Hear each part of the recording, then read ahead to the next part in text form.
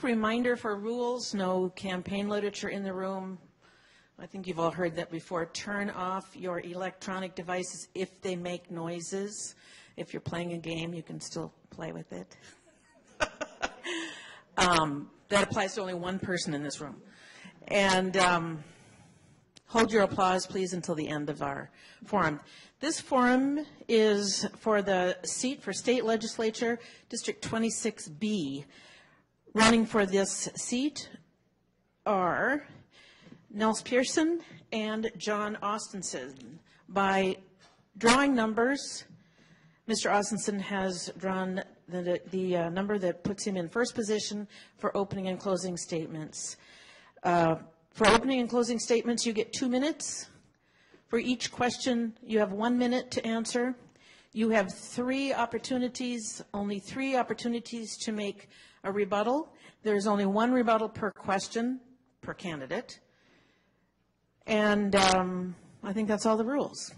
When you see the stop sign, you can finish your sentence, but let's not take advantage of that. We will ask you to finish. We will ask you to stop speaking, but I can't turn off your mic. All right, so we'll begin with Mr. Austenson for your opening statements. Well, thank you, everyone, for coming. I'm John Wayne Austenson. What a great forum here. Thank you, Chamber, Post Bulletin, League of Women Voters. I really appreciate the opportunity. It's a wonderful way for us to get out and to speak with our the constituents, and for you to come here, good ideas from us. Basically, get answers for, certain issues and look for joint resolutions for others. A little bit about me. I was born and raised here in Rochester. I graduated John Marshall High School in 1986. I did go to college out of town for a little bit at Mankato State. Then I came back and started teaching. And I've been in education now this is my 26th year. I was at John Marshall and in the Rochester district for the first 4, and then I've been in Byron since. Mr. Bush, good to see you again. It's always fun to run into former students and people that I've met before in the education field. Being a teacher in Byron, I had a great opportunity to work with a lot of students and see a lot of wonderful things come. So I've been really focused on being a teacher, and then also as a head football coach too. So a lot of my life has been revolved around football, but I always had a kind of a little bit of a passion to get into more. I did have a brother that always would egg me on a little bit, and unfortunately he did pass away a few years ago, and then when my mother passed away last Halloween, it kind of really pushed me forward into doing a little bit more and get involved. So I do live in Eota. I have a wife, Julie, who's a guidance counselor at Rochester Century High School. I do have a stepson, Ben, who is a junior at Dover Eota High School. And I'm just really thankful for the opportunity for you to hear me out tonight. Thank you. Mr. Pierson. Good evening, everyone. My name is Nels Pierson. I'm the current state representative for House District 26B. I want to start out also by thanking the League of Women Voters, the Rochester Post Bulletin, and the Chamber of Commerce for hosting this event tonight. Earlier, we were actually both at the Chamber's celebration of 150 years, and I do think it's a little unfortunate that the Chamber has the conflict here this evening. I think we'd maybe have a few more people in the audience, but I do appreciate the forum and the format. Always respect the opportunity to have these discussions, to make the contrasts and have the discussions on the important legislative issues that are before the state of Minnesota. A little bit about my background. I do feel like I'm a good fit for this legislative district just because I happen to have grown up on a dairy farm in a very small town in southwestern Minnesota, excuse me, ties too tight. In southwestern Minnesota, the town is called Butterfield, Minnesota. It's actually a little smaller than the smallest town that's in this legislative district. My brother, I have an older brother myself, 3 years older than me, and always kind of knew he was going to take over the family farm, and I'd have to find another path. And I screwed up and got involved with a bad crowd, apparently, because here I am in politics. And so I do share that with folks. I live in Rochester now. I'm a real estate agent with Edina Realty, and very proud to work in that segment of our economy. For me, I think I'm a very good fit for the district because as a realtor, I do know what's going on in our local community. I understand the dynamics of our economy, the challenges and opportunities that DMC presents. But about half the voters in this district live out in the 14 townships here in Olmsted County as well. And I've taken the time to get to know those folks, been to many of the township meetings, and find that they're a good fit for me. I really understand the issues that those folks are dealing with also. Thank you. Thank you. Our first question comes from the League of Women Voters, and we'll begin with Mr. Pierson. What is your proposal for overcoming partisan gridlock and completing work on time in the state legislature? What will you or what have you done to break that gridlock?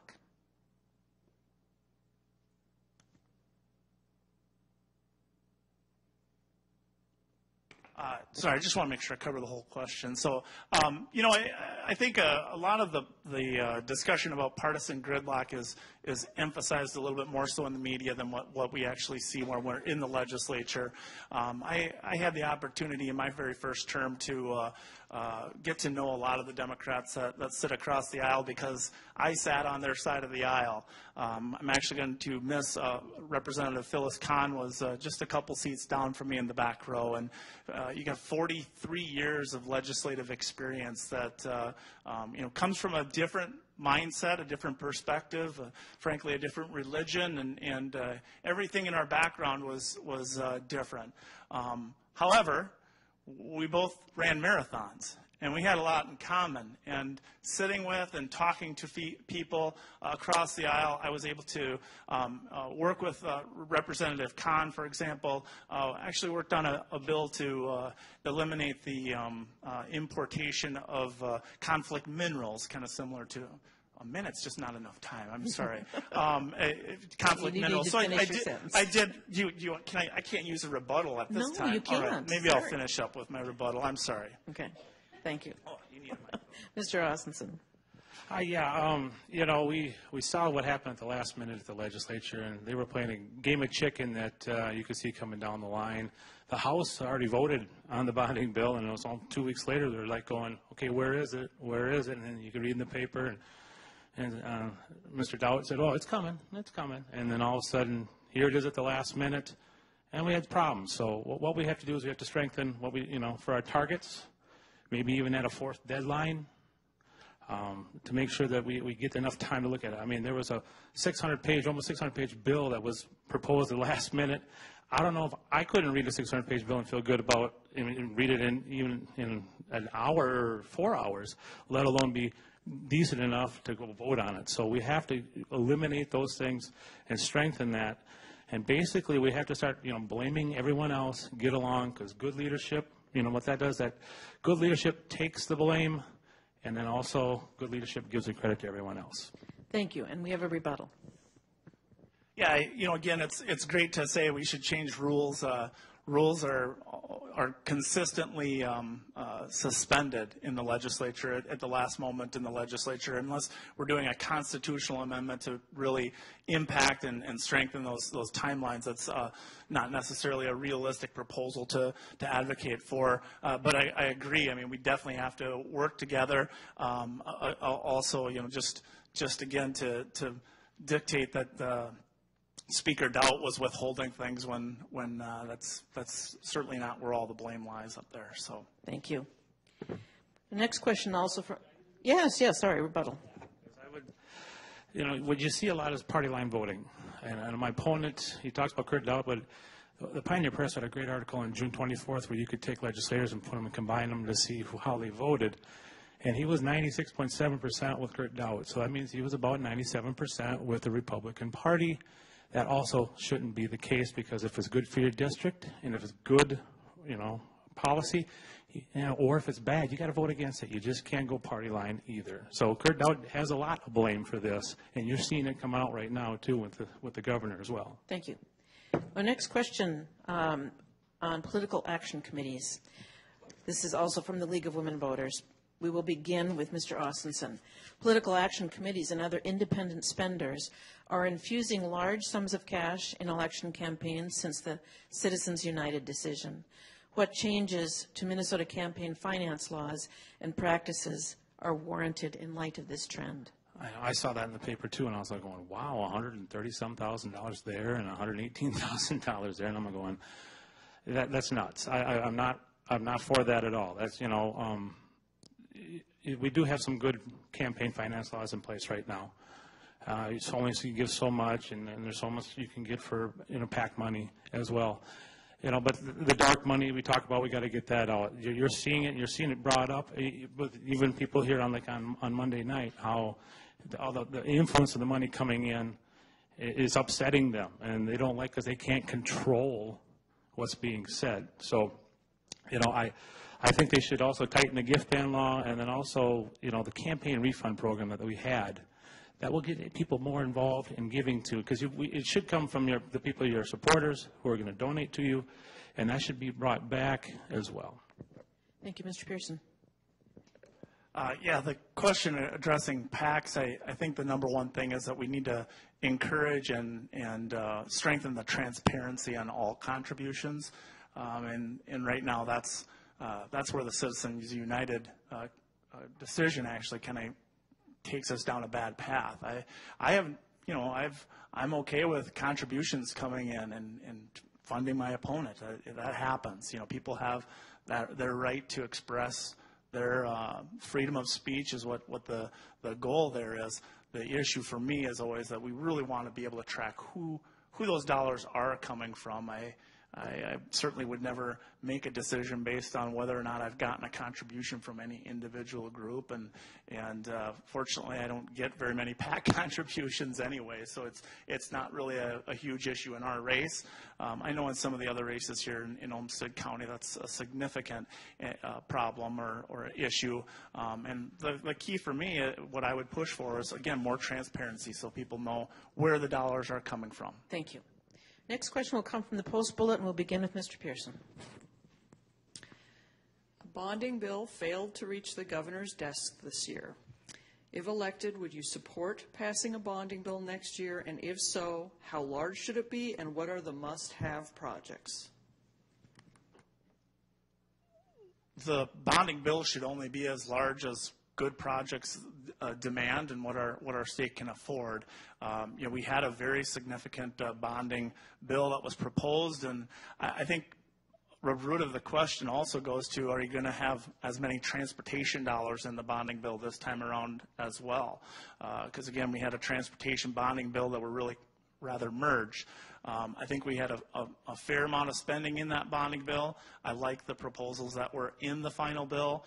It really wasn't a lot in there that you would point to and say, well, this is just a sloppy earmark that's benefiting one legislative district only. They were regional or statewide interests and investments that I think were significant and important. And for me, I think, of course, we've got what we wanted to pass, what was agreed to be passed in the last legislative session, and then, of course, the needs just continue to accumulate. So I think we're starting where we were and adding some. Thank you. Mr. Austenson. Could you repeat the question, please? A bonding bill failed to reach the governor's desk this year. If elected, would you support passing a bonding bill next year? And if so, how large should it be? And what are the must-have projects? Well, yes, I agree with Nels here, my opponent. The bonding bill was a good bill, but the problem was, there was a lot of mistakes in it. One of them was $1 billion mistake, and that came with the last-minute legislation that was coming down the line, and it made it impossible for it to pass. Okay, and we have some great projects down here for Rochester and the area too. So I mean, you're looking at it, I thought it was a good bill, so I would support it. I think that's something you got to do right away. It all depends on, kind of looking at what we have for the forecast for more money coming out, but I would support it. I think the projects for Rochester need to be down here and in the Olmsted County area too. And I just want to make sure that, I would support it. And if it came out of my caucus saying, no, none of my projects are in it, you would see me vote against it, because it's important to make sure that we support this area and not just go party line and things jump up like what happened with Memorial Hall at RCTC. Thank you. The next question comes from the Chamber of Commerce. We begin with Mr. Austenson. Oh, I'm sorry, rebuttal. My mistake, sorry. I wanted to make the one correction. Of course, the error in the tax bill was what the question was going towards. I don't mean to pick on that specifically, but just clarification for the audience. But the bonding projects, I guess I hadn't answered that part of the question. I apologize. The Reading Center, I was very honored to author that bill. I think that was a great bill. It's certainly a great regional need for our community. I think not only for the students, the teachers as well, and parents that are dealing with that. And then our airport, I know our community has stepped in and filled those areas, but want to make sure they're made whole. Again, the next question comes from the Chamber of Commerce. We'll begin with Mr. Austenson. How do you view the current state of healthcare in Minsure, and what improvements do you suggest? You know, that's a good question. It's such a touchy issue too. You're seeing it even right now in the news with the governor and Mr. Dowd going back and forth trading barbs. It's a big problem with the individual market, and it's affecting. It depends on what you want to read. You can see it. You know, it's 2.5%, 4%, 7%, 10%. It's just different where it's coming from. That's the problem with it. The way it was before, people with pre-consisting conditions couldn't get health care. And there were other conditions, too, that they couldn't get it. So then all of a sudden we were able to fix that. Now someone else has gotten left out of it. And what we look at is, you know, we have to fix that. We have to look at it. And, you know, these are people that are being seriously hurt. And so we can go up, and I would be for a special session. You know, what do you do when you cut yourself? The first thing you do is you stop the bleeding. And then you come up with it, you go to the doctor and get a plan and make sure that you get it going and get the fix. So I believe that we could do that. And no, there's going to be no perfect solution, but I think what we have right now is very good, and we just got to fix that individual market that people are suffering. Thank you. Mr. Pierson. Well, just saying just fix the individual market is a quick, easy statement, and it seems real small. It's the fact that there's an exponential problem in that market. And again, when this proposal was brought up in 2013, this was a flaw that was recognized and talked about, and rather than working with Republicans, they passed it anyway. So here we are today, and we've got basically this revolving spiral downward of fewer and fewer people that will be participating moving forward, which will create an exponential increase in that individual market. I'd be in that individual market. My coworkers are in that individual market. The doors that I knock on, it's a huge problem. We need to look at what Minnesota was doing in the past. Four-tiered system. We had safety nets for people in place, and it's now the model that other states are looking to go back and duplicate. So I think we need to revisit the past and also. But I do agree, we need to make sure pre-existing conditions are covered. Thank you. Next question from the audience, beginning with Mr. Pierson. Affordable housing is a major concern for working families. Many spend more than a third of their income on housing. What do you see state legislators' role in addressing this affordable housing to be? Well, in a lot of ways, through our Health and Human Services, we do provide some supports, but we need to make sure that affordable housing is throughout the entire community, not just in pocket areas of a community. As a realtor, it's something for me where we can certainly recognize that we've made mistakes in the past in this issue, and we want to make sure that our community is integrated, and that affordable housing doesn't just mean we put the housing on the least expensive and most available land that's out there. We want to make sure that it is integrated within a community so that people who have lower incomes have access to and availability of the public transportation and bicycle paths, walkability, and all of those issues. For me, that's something I'm always striving towards infill neighborhoods and trying to figure out how to integrate more density into our downtown area so folks can have those choices. Thank you. Legislating, it's a little difficult. Thank you. Mr. Austenson. Affordable housing and I think earning go hand in hand. They got to make the wages to be able to make it affordable to live, number one. So we got to raise the minimum wage. Okay, now $15 an hour, we got to start somewhere, and let's go and try to get some kind of target to move up towards. Secondly, we got to give a little bit more government control to our local areas too, so they can then look at for inclusionary housing or zoning, as you want to call it. But also, as a state, you could then let them come up with a plan for reducing some regulations for builders, or even create incentives or grants for builders who would build in these zoning areas for the inclusionary housing. But I think earning goes hand in hand with affordable housing first. Thank you. Next audience question. Given the problems with human trafficking in Minnesota, what is the state's responsibility to work on changing or helping the victims of human trafficking? This is a growing issue. My wife goes to a lot of these forums for this, and human trafficking. I remember that one of the most severe cases was in Rochester with someone who owned a business, and I know he's now in jail. But what we have to do is we have to be able to give our police, more funding. We also have to come up with agencies that look into human trafficking. And this is a big issue, and this is a growing issue, and it's a hidden issue too, because a lot of people don't want to talk about it. But we have to, and we have to look at different ways, different avenues of funding that go with it as well. And also, not only of the upfront, but then afterwards too. What happens if we get these kids out too? There's going to be some repercussions. So mental health also is another thing that we have to look at to help. Then once we rescue them, we also have to then make sure they're better. Thank you. Mr. Pierson. I'm going to actually ask you to repeat the question this time. I'm sorry. I want to make sure I address the whole. Human trafficking has become a big problem in Minnesota.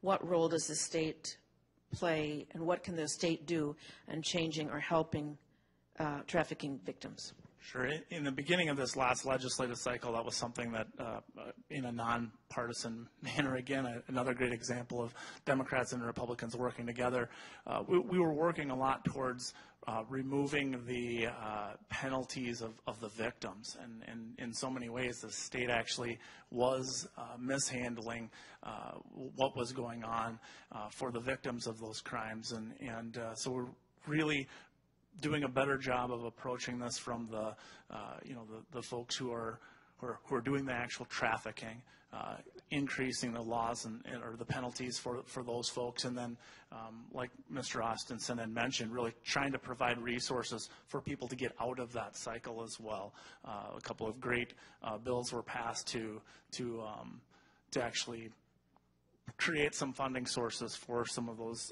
facilities, and that's been everything we're hearing is very positive outcomes coming from that. But again, this is a huge issue. It's a very, very big issue that's hidden within our own community, and I'm glad the question was asked. Thank you. Thank you.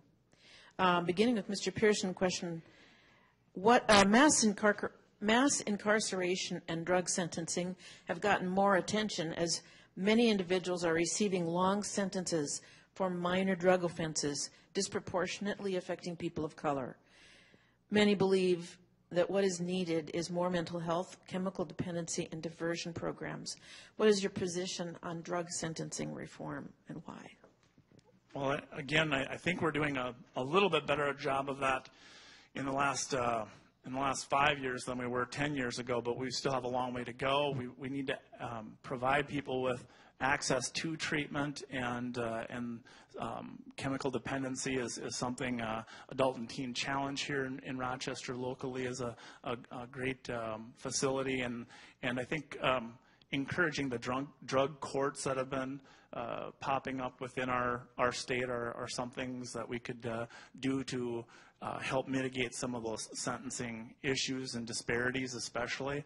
I mean, those are terrible issues that are creating wasted lives, and we have to definitely focus on that and look to it as honestly as just such a terrible waste for for our whole society, and it's tragic for the individuals that go through it. Thank you. Mr. Austenson. Yeah, I completely agree. And it's tragic. We see it, with opioids too, and the problems. And then when they can't get their opioid, then you go to heroin. And we're seeing all these tragic deaths going around in glumps of the cities, in Anoka County. And it's, we got to be able to give the people that are responding the resources to make sure that they can handle it, the naloxone and other things like that. We also do the drug courts as well. We got to make sure we fund those, because we got to look at this a little differently than being a harsh punishment. Okay, these people that are addicted, we're seeing them on their worst days. And what we need to do is we have to look at that and try to get them resources and help. And a lot of times, it can come from health problems, but also can come from mental health problems. And we also have to make sure that we are giving the resources and the funding. And we have to stand up and say, we got to give this funding, because mental health is coming down the line. Is going to be growing. And a lot of it, and when you see with, drug abuse, there's a mental health problem too. So a lot of things go hand in hand. So we have to make sure we give them the money and the resources and support. Thank you. Next question, beginning with Mr. Austenson. What legislative measures, if any, would you support to reform the welfare system? Wow, that's a great question. To support the reform the welfare program, well, we have to look at it as, we're looking at it with the wage increase too, because if you can't make a livable wage, then things spiral down. So if we can start first off with having people make a livable wage, and then we can look at the affordable housing, because those things also kind of go hand in hand with welfare. And then we have to make sure we have the supports. I know there's some programs out there that people abuse, but we also have programs out there that people need, and they're not receiving. So we have to make sure that we have the funding for it, or make sure we adequately fund it. And then we have to make sure we look at the programs that work on that. But it starts with affordable housing. It starts with also with livable wage. And also, we're looking at it, sometimes it's mental health too, that people don't work because they're struggling with that too. So those kind of things we're seeing in society kind of going hand in hand. Thank you. Mr. Pierson? Mr. Austenson touched on a few of the things I think that are accurate. I don't know that I fully agree with the minimum wage being something that we're pushing for. In our community right now, it's not hard to find jobs that pay $10, $12, $14 an hour that would in the past be considered entry-level minimum wage jobs. So, again, getting out into Eota, Dover, you might see some of those opportunities to have true minimum wage or current minimum wage jobs, but we're seeing a strong economy bring some of that up, and artificially increasing the minimum wage a lot of times creates automation or reduction in workforce within companies, which creates a larger welfare system. So I think in a lot of ways, child care, I think that affordable child care is maybe a bigger issue, something that the state can actually have some impact on. We also want to make sure that folks have the ability to phase themselves out of the welfare system as well. Can I just use a rebuttal now? Were you going to use a rebuttal so I can just finish my thought? Is that allowed or no? Yeah, okay. This is your third rebuttal. Oh, I get 3 total, or I thought I had 1 per question per candidate. Well, no, I never heard the 3 adding up to 3. I gave you 4 cards, but anyway, I don't mind. This can be my last one. I had no idea. I just had no idea there was a limit on it. Okay. If I can, I'll just still address the last 30 seconds. Really what I wanted to say is, in so many ways, we do this zero-sum type of thing with some of these benefits or supports. And, we've seen it with folks who are have disabilities that are trying, they get a raise, and they can't take the raise because it makes them unqualified to get any of their health care insurance paid for. And to have a better approach at the zero-sum game, where we can at least give people the ability to build up and get out of that welfare system. Thank you. On change of direction in the next question, beginning with Mr. Pierson, how would you balance energy policy with environmental concerns and costs? You know, in many ways, a lot of these corrections are being mandated from the federal level. I think our state is doing a good job. We're offering the opportunities to invest in it. Mr. Austinson and I both participated in a forum with the People's Energy Co-op here in our region. Actually, we've attended 2 or 3 of those together, and those have been very enlightening, no pun intended, with the ability to use, you know, the solar panels and renewable energies. The concern for me is our state has in so many ways limited what we can use for fueling our energy moving forward. And again, 10 years ago, if somebody would have asked me, do you think gas prices will approach $10 a gallon or $2 a gallon, I'd have said $10 a gallon. Well, the technologies have changed. Things have changed. Today, if somebody said to you, 10 years from now, coal will be able to be burned cleaner than natural gas, you'd say, well, that's not going to happen. But we don't know what the future holds, and we put a moratorium for no coal burning in Minnesota now, and that we need to stop limiting what we can use. Mr. Austinson. You know, renewable energy is the future. It really is, and you can make a lot of money with it. And you can, these places, I know they're, you know, it's like hanging onto the steam engine of the train. Okay, we got to move forward. We got to think ahead. Now, to slowly phase out the coal ones, yeah. Now, hey, if something comes down the line, we can revisit it. It's not going to go away here in the next 20 years because I see the phase out plans even with the nuclear plants. But the renewable wind, solar, other ones, that's the future. And this is where the places where then you can get good jobs, you can get incentivization. And to keep it growing. And that's where I see the future is. It's kind of like when you look at broadband, you know. Back in the 1930s, people were against the electricity in the countries, and guys like Wendell Willkie were suing the government. We can't have electricity in the government. You can't get involved in that. Now people are saying you shouldn't have broadband either because, you know, it's a government thing, and you're looking like, whoa, wait a second. You know, we got to look forward and move forward, and renewable energy is the future, and let's find ways to really capitalize on that. Thank you. Next question, beginning with Mr. Austinson. I lost my place. What can we as citizens do to ensure our elected leaders represent the views of their constituents rather than the views of large contributors? Did I ask that question already? All right, sorry. What new legislative initiatives would you support to strengthen and protect our election system and encourage voter turnout? Well, I do like what the early voting that we have. I think that's great. You're seeing, you know, in the news, more and more people are doing that. I do like the programs where we're having, and we just did it yesterday in the schools where there was a statewide voting. You know, getting the young kids to know that it's important. We all gave them stickers, you know, for voting, and to get that buy-in for the young people.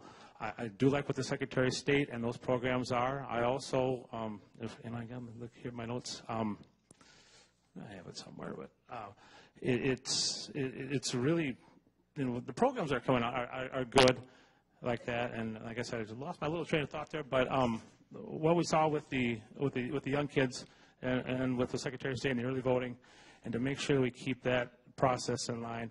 And the biggest thing is, you know, when I go in door knocking, I'm saying, you know, hey, it's great you support, you know, whoever, just make sure you get to the voting booths too. So we've got to make sure we get there. We've got to have more places where we can get early voting in as well and make it more accessible to people for voting. Thank you. Mr. Pierson. Can you repeat the question? As soon as I find it again. What new legislative initiatives would you support to strengthen and protect our election system and encourage voter turnout? Well, I actually support a voter ID system. I think that's a wise move just to protect the integrity. And over it's argued that you know, there isn't any corruption. It's hard to prove corruption when you don't require a photo ID for people when they're voting. And so for me, I think that would strengthen the integrity of the ballot and promote more participation from people because they would feel like they know their vote is being heard. You know, it's one thing I ran across that I'd like to open up more is early registration has the cutoff for that. I'm not understanding why we can register same day to vote, but you cannot do early voting registration. That's expired now. About a week ago, I think, is when the cutoff was. So you can no longer register for early voting. But you can, on election day, register that day and vote. Thank you. And we have a rebuttal. Yeah, I just want to address the voter ID thing. I think it's a terrible idea. It targets elderly, it targets minorities, and it's been proven and shot down by laws that it does that. I had a conversation with my grandma Ethel before she passed away. She was a lady who, you know, always had her husband drive, you know, and we had, and she didn't have a license, and then she got a license, and she didn't, and she's in a nursing home. She wouldn't be able to vote for president with the voter IDs. So that's the thing. So you're targeting people, and there's a lot of people that would be targeted on that, and that's why I'm totally against that. And it's been proven. There's facts out there to back it up. Thank you. Thank you. Beginning with Mr. Pierson, when deciding how to vote on an issue, what influences you the most? I just wrote one of my letters for my voter appeal here at the conclusion of this election cycle, and that's one of the things I shared with them. Number one is the interests of the folks that live within House District 26B, and then on a broader level within the state of Minnesota. What's good for the state of Minnesota? Because we swear to uphold the state constitution and protect the entire state. But I often reflect as I'm voting on how this will impact people within my legislative district. Thank you. Mr. Austenson? Yes, I would also be one that votes, you know, for the district and what's in the best interest of the district and what's in the best interest of the state. Now, my opponent, you know, when it came, I was up there watching him, and he, for the airport, for Memorial Hall, for a reading center, and he worked for him, and then it came out of the first caucus for the vote, for the bonding, and nothing was in it, and he still voted yes. So he did all this work for it, and he still voted against it. He gave away his vote. There was an article in the paper that Heather wrote, and there was a quote from him in there saying, oh, you know, I'm disappointed, but I'm going to keep advocating. On that first time out, that's what you tell your caucus, hey, this is not jumping up above Memorial Hall. We got to get this airport done. I've been fighting for these. We can't, I am not going to vote yes. So your advocation. Bless you. Oh, yeah, bless you. Your advocation should be your vote. And that's if you are for your district, then you got to vote for your district and not for your party and what your party tells you to vote. Thank you. The next question, beginning with Mr. Austenson, there are always more needs than can be financed by state government. However, do you have one specific area of interest or a program you would like to advance at the next Capitol session? Oh, there's so many of them. You know, you look at it. There's so many different needs.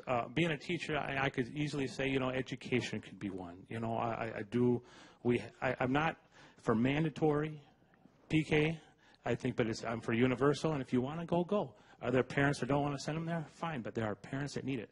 There are parents that make good money that still need to send their kids to preschool. So the consistent funding, it'd be hard. It's hard. Everyone I've talked to all the superintendents that I would have 9 in the district. And they said, you know how hard it is to get a 2-year budget, and then you just have to plan for a 2-year budget, and we're growing. So, you know, it's hard to plan that. So education would be one. Healthcare, we got to fix the individual market. We really do, and that would be probably my 1A, doing that. And then also a big thing I would like to do is for estate planning for farmers. We're going to lose the family farm here soon if we don't. I'm worried about that. We got to find a way to reduce the taxes so they can pass along to their family members. Thank you. Mr. Pierson. We have to fix the MNsure system. Number one, the portal. Number two, the way the county has to add additional staff and the burden that that's placing on property taxpayers within all the counties throughout the state of Minnesota. And then third, the people in the independent market. That's kind of cheating because those are 3 huge issues, but we're talking about health insurance.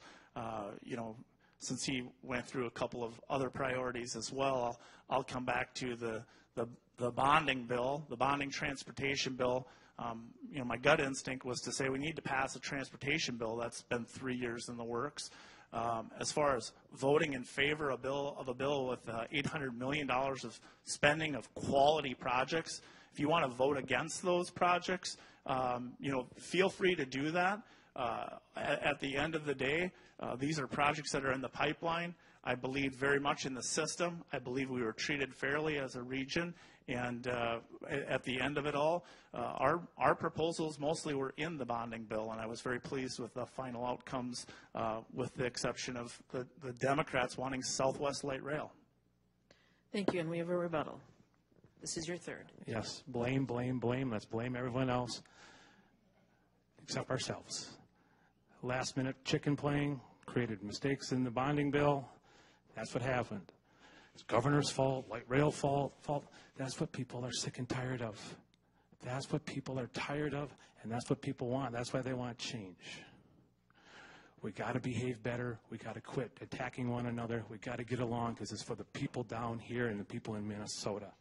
That's what people are tired of. That mentality, it has to stop. Thank you. I'm going to ask one more question before closing statements. We'll go a couple minutes over. Minnesota has thousands of miles of roads and many bridges that are decrepit. How do you see the state generating the needed revenue to repair and replace our roads? We'll begin with Mr. Pierson. Well, we have the revenue. We're taxing the citizens of the state of Minnesota enough. The Republicans did put forward a proposal. It was a strong proposal. It would have put a lot of serious cash today into highways, roads, and bridges, and into the future, gave us a path to funding those proposals and those projects moving forward. Again, it's easy to say, I think Mr. Austinson thinks he's running for governor and that he can absolutely control the agenda of his entire caucus. But when 7 members of the other chamber, 7 members get up and put an amendment on a bill, and we adjourn before the bill even arrives to us, at the end of it all, there is only one caucus to blame. And 7 members that had protested for this, and there is only one caucus to blame. There's only one caucus that the entire Senate stood up. So I don't know how you can't accept the blame for that caucus. And I would point to that and say, it's easy to call names and act like Donald Trump. Thank you. But your proposal is saying you're going to command. Okay. Thank you. Mr. I mean, Austinson. Donald Trump. Mr. But for transportation, we're going to get up there and we're going to pass a transportation bill right away. Then we're going to come up with a 20-year plan. Okay, we have a 20-year plan. I hear this from people. Well, we're not getting as good gas. Well, we're getting better gas mileage. That is kind of regressive. Well, I did some research. I'm looking at, and we keep increasing vehicles on the road by 1.5% every year. So things are going to balance out. Okay, so we can look at a 20-year plan, 2-3 cent gas tax every 5 years, percentage on the fees, especially for the heavy equipment that's ruining the roads. We're looking at, and we're going to continue to have more vehicles on the roads. So that's where we got to do it. So this is going to be, a problem, something we can work with, a 20-year solid plan with that. And so it's not up front and everyone's getting everything taken from them right away. So it's a slow plan. You won't feel the pain. And no, I'm not running for governor. I'm running for 26B in Olmsted County. Thank you. It's time now for our closing statements by the draw of cards. Mr. Austinson will go first. You have 2 minutes. Thank you. Once again, I want to thank everyone for coming. Chamber, Post-Bulletin, and League of Women Voters, I really appreciate this. When people see it online, I really, thank you for watching. I really appreciate it. These kind of things are fun. This is how you get to meet people. This is how you get to get out and hear what they really are. For me, I'm just excited to meet. We hit 17,000 doors. I met a lot of great people. I was in 10 parades. Sweated a lot, but it was great. I had a good time. I had to I had coaching legs. I didn't know I had to have running legs, and I had to figure that one out too. So quick 20-yard sprints don't cut it anymore. So, but this is just something that I want to be someone you can be proud of. I'm an open, honest person. I'm getting into this because I want to help. I am 85% servant, public servant, 10% policymaker, 5% politician. That's what I'm going to be. You can come up to me at any time. I'll have my literature out there. My cell phone number's on there. My email is on there. John Wayne Austinson, at gmail.com. I'm in education. I get odd emails at night from students, what about my assignment here, what about my assignment there? And I answer them all, and I don't plan on stopping. I really don't. So, and I also want you to remember, this is about you. This is about you. And that's why I'm doing this. This is about you. It's not about me. And if I get to the point where you hear a lot of I got to get out, okay? Okay, that's it. This is about you, and I really appreciate it. And like I said, I'll be here afterwards if you want to talk to me. But I'm looking forward to the opportunity. I hope that you can feel free to come up and talk to me, feel comfortable with me, because I want to be someone you're proud of, and I can do that. So thank you very much. Thank you. Mr. Pierson. Well, I again would like to also thank the League of Women Voters, the Post Bulletin, and the Chamber of Commerce for their putting on this event. A fantastic opportunity, again, just to talk to the voters, to hammer out ideas, and the contrast couldn't be greater. If you want to grow government and increase taxes, I'm not your guy. And I think Mr. Austinson is carrying that mantle, and that's great. At least he's honest about it. In many ways, I think our government is taxing us enough. I think we've got to find efficiencies in our government. We have to work for Minnesotans and not for the government, and constantly try to grow the government for the growth's sake. But we need to focus on taking care of the people of the state of Minnesota. And that means not driving businesses out of the state of Minnesota by having a tax rate that's so high. And that includes things like a gas tax. Increasing the gas tax in the state of Minnesota, it does negatively impact businesses.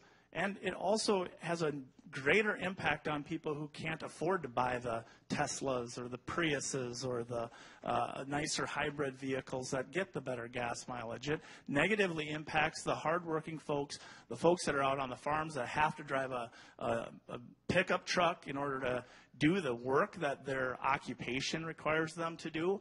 And it negatively burdens the folks out in the rural area who have to drive further to commute. These are negative outcomes that impact people in the state of Minnesota. Earlier in the debate tonight, we heard someone say, oh, we only affected the top 2%. And that's great, except the top 2% have the ability to leave. And the reports are out there that's saying they certainly did.